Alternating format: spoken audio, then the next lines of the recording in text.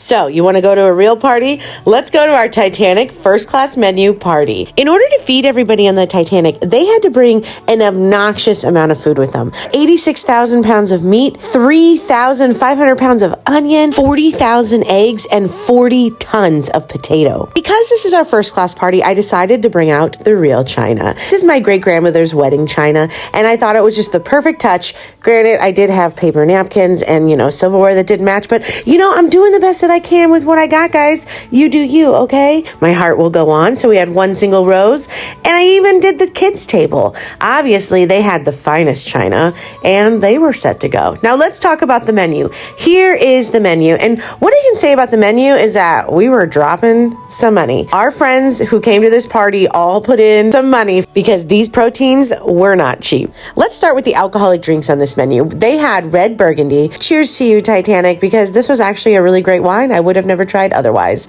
And then they had this thing called Punch Romaine. Really doesn't have lettuce in it.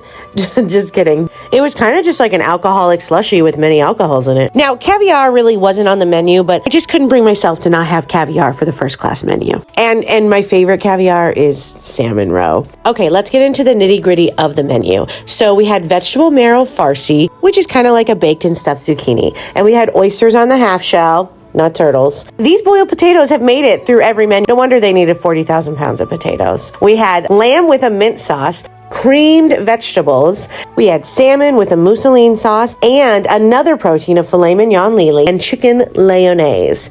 Everything put together on your plate looks breathtaking. And what I noticed about the first class menu is that everything had a sauce. So the third class menu was comfort food. The second class menu really packed a punch with the flavor. First class menu, what set it apart was everything had a sauce and it had an obnoxious amount of proteins. This menu also had this amazing Waldorf pudding cake, which I really thought was pudding, but it was not. It's a whole steamed cake. And then we couldn't end the party without having brandy and cigars because that's what rich people did on the first class. After dinner, they went and had brandy and then they smoked cigars. So we had brandy and we smoked cigars. Overall, these Titanic parties were such an experience, and I'm so glad that my friends and I came together and experienced what it was like to eat on the Titanic.